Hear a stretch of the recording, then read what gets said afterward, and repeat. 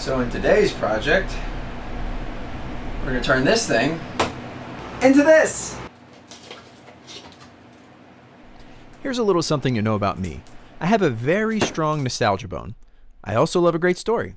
And I also love unique stuff. So when someone comes to me with a unique item that needs some work and that also triggers memories from their childhood, I'm on board before I even have an idea of how to accomplish the task ahead of me.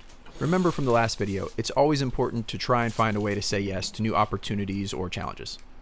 This item was pitched to me as an olive press that their father or grandfather, I can't remember which, had it actually used to make wine with at some point. Through a little bit of research, we learned this is actually a cider press, but who's kidding who? It's really up to the owner to determine what they want to squish with it. So after years of squishing fruits, it was placed outside to be used as a unique decorative planter. After more years, it rotted and then was rebuilt. And then it rotted again and needed to be rebuilt again. And that's where I come in. I was sent a couple pictures and really had no clue at all what I was even looking at. All I knew was that it needed to be converted into an outdoor planter of some sort. And what is this thing and what does that even mean? But also this thing was a part of somebody's family history, which for me is pretty darn cool. And immediately all the bells and whistles and flashing lights are going off in my head going, we can save somebody's history and keep it out of a dumpster, which is, pretty much what I live and breathe for. So of course my response was, yeah, I'd love to come check that thing out. Meanwhile, in the back of my mind, I'm thinking, I have to do this. I mean, how often do you get the opportunity to rebuild a cider press? Okay. To some people, this may not even be interesting, but for me, the history of this thing was neat enough. And I mean, if I'm being honest, I thought it would just look cool in my portfolio to have a cider press that I've had hands on at some point. I mean, we've all done tables and cutting boards and beginner things and pocket holes and all that.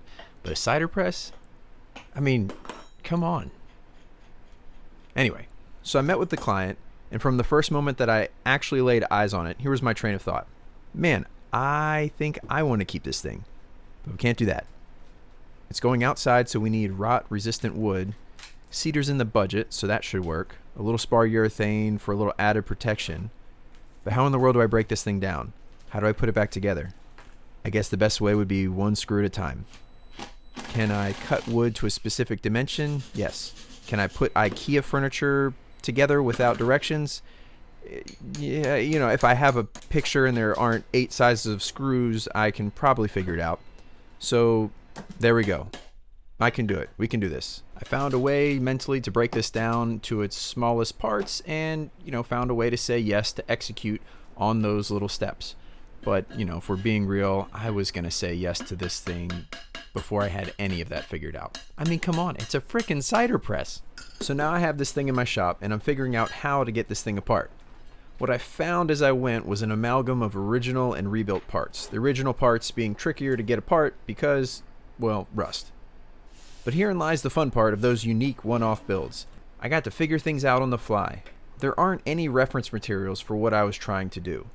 I actually felt like I was going back to my palette-ripping roots with this thing.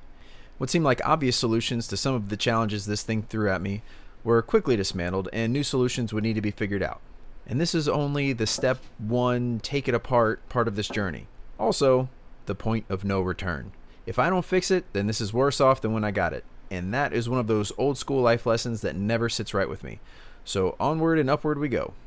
So back to our simple executable steps. The wood cutting part. I took a lot of measurements and figured out how I was going to replicate the pieces. Cue the cedar cutting montage. And here we are, back to some more problem solving. If there's one thing I've learned on my woodworking journey, it's that referencing beats measuring every time. What I mean is that when making a plan for a project, I or you, we can take all the measurements we think we need and even more that we don't need, and still after all of our precise cuts, these pieces will somehow, some way not line up or work. So instead of measuring twice and cutting once, or twice and then remeasuring and trying harder to do your best this time, you reference off the piece you're actually working on instead of your pre-measured plan. So carrying over lines and thickness for the squash crank support beams instead of measuring and marking is exactly what I did.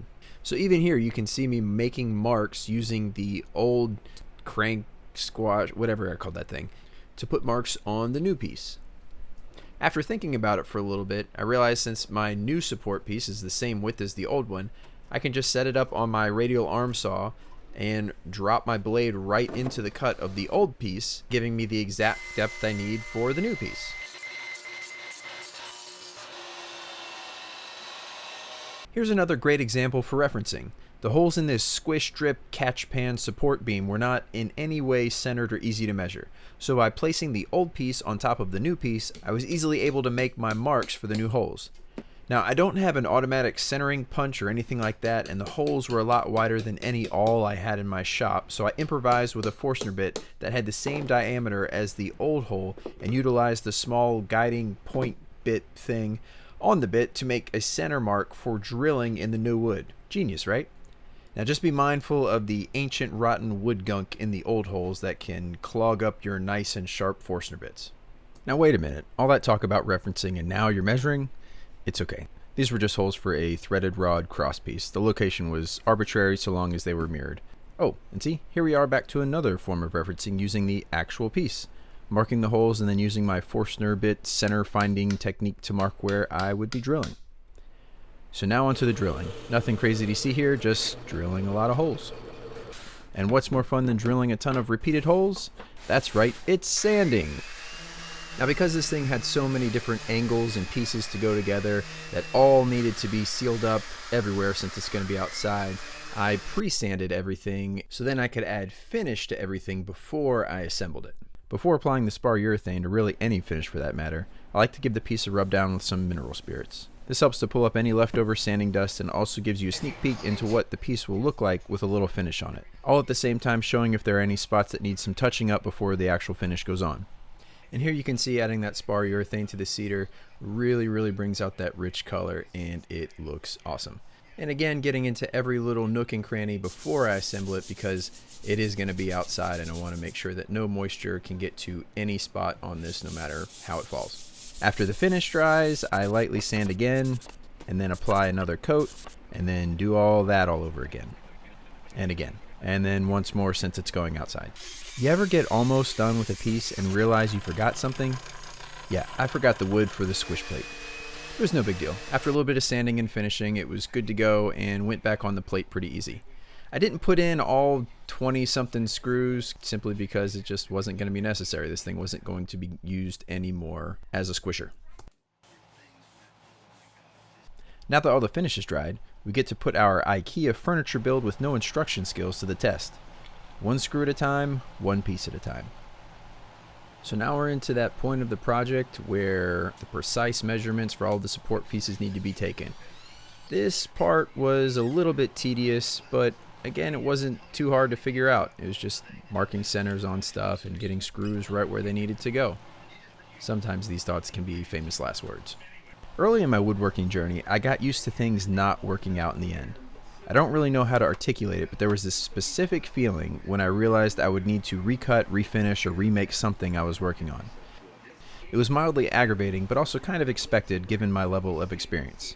But with those mistakes, I took to heart and held on to all of the lessons they taught me in the process. So with this piece, when things started going together just the way they were supposed to, I got to experience a new kind of feeling that, again, I can't really articulate, except it was better and not aggravating, and there was a sense of a job well done instead of a lesson to be learned. Maybe it was a little articulatable. But even still, there were a couple of parts that gave me a little bit of trouble figuring out what their actual purpose was or where they went back into the original build. So here we are with a new old piece that can spend more time outdoors and continue to be a part of a family's legacy. So what did we learn?